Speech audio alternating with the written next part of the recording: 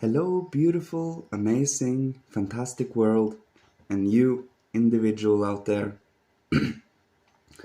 Today, I would like to speak about keeping your inner world mobile.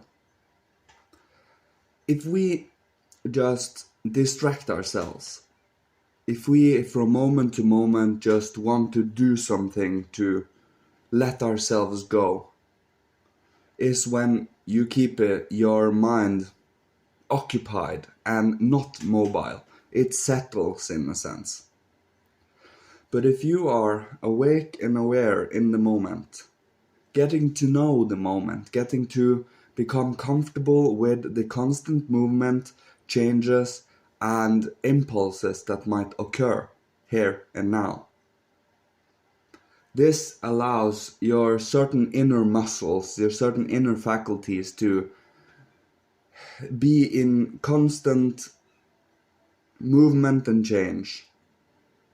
This movement and change allows for a clearer and more concise clairvoyance and imagination and inspiration.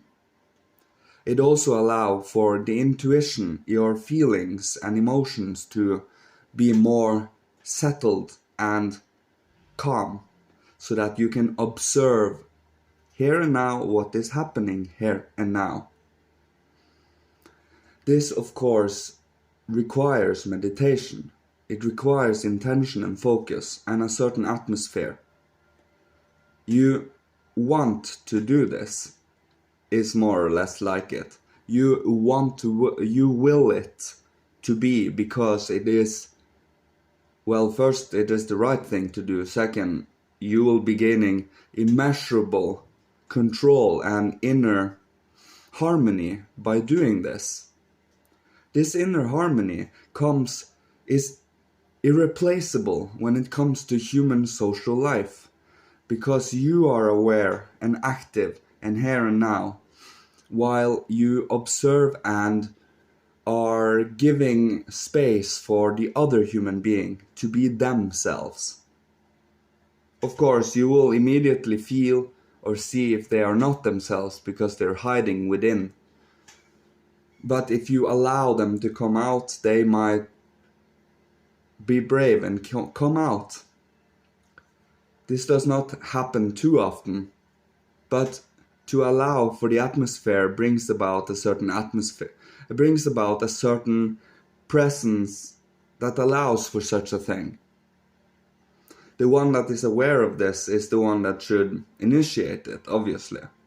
But of course, once you have done this enough and you know that other person knows of this too, if they are not doing their share, it will not be equal exchange in a friendship or so on. But being still respectful, non-judgmental, loving to another human being, even though they are not necessarily themselves always, allows for them to become themselves, to be truthful to themselves, and to also love the moment. This here and now moment that is so amazing, that we are being distracted away from constantly, because here and now is where all growth, all nourishment to the soul and spirit is. And here you can also master your body so that it can become more aligned and more harmonious with our choices.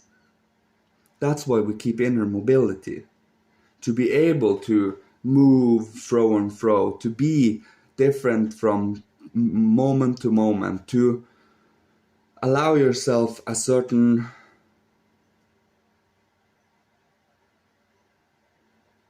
moment is the best way to describe it. To be yourself, to be here and now, to allow yourself a certain objective observing of yourself and everything around you in relation. You get to know yourself. You get to know how you work and operate from moment to moment in each situation. You observe yourself as any other human being. And since you are observing yourself as any other human being, more often than not, you become more strict with yourself than with others, because you know and others don't necessarily know. Which is why you have a responsibility to uphold, to have the moment, be as loving, as caring, and as understanding as possible, because we are constantly training this, and it brings about responsibility. And if we break these responsibilities, it will be much worse for us in consequences, because we broke certain divine laws, more or less, and tried to misuse it for our own gain. That is when we are reaping karma. That is when we sow the wind and reap the whirlwind. Is when we misuse these abilities instead of promoting growth and upliftment. When we study esoteric science, it is for everyone, every single human being. And if it is not for everyone, if it is not for every single one that might come to this earth, and it is only for yourself, you will only reach certain stages before it stops. Because to gain beyond a certain point, we need to work selflessly and work for everything, work for the grand plan. Once we choose to do so is when we become servants of humanity and the divine, little brothers and sisters to the heavens, more or less, where you become a vessel, an instrument, and a mouthpiece for the divine down here on this earth, because we have lost it over time. But to use your imagination, to use your inner faculties, to wake up the all-encompassing spiritual world around this physical world, and to speak your inner deeper soul out into existence through language, and to train this, and to actually want change to this world, but not for yourself, it's for everyone, including yourself, including the higher realms. To see morals and ethics as beautiful, and seeing evil and selfish deeds as ugly. When I say selfish, I mean narcissistic and self-preserving, self-interesting deeds that might step on others to gain these things.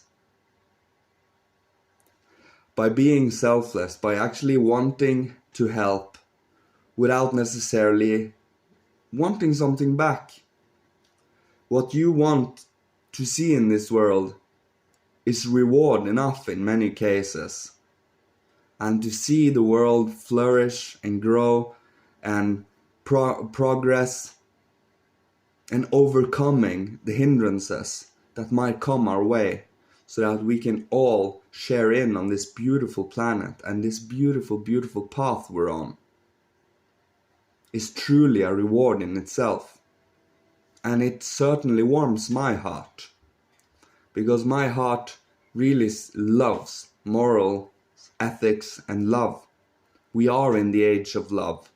We are in the new age of human, spiritual, understanding, caring love for another human being, no matter who that might be. And we have choices in life, and to become aware of them and to choose from moment to moment is what you will be allowed when you become aware to this moment. Then you can truly get to know yourself. And to know yourself is an also sublime gift that is graced to those that truly wish to do this, that truly wish to get to know the spiritual realm and the physical realm in tandem with each other, and wants to awaken your inner faculties for understanding the spiritual realm. It has to be trained, it has to be practiced, repeated, grown. It's faculties, it's flowers in a sense, it's plants we need to constantly nourish. I think this was everything. Thanks everyone for listening to me, and may the divine guide you all to find the path you are meant to go. Thanks everyone. I love you all. Goodbye.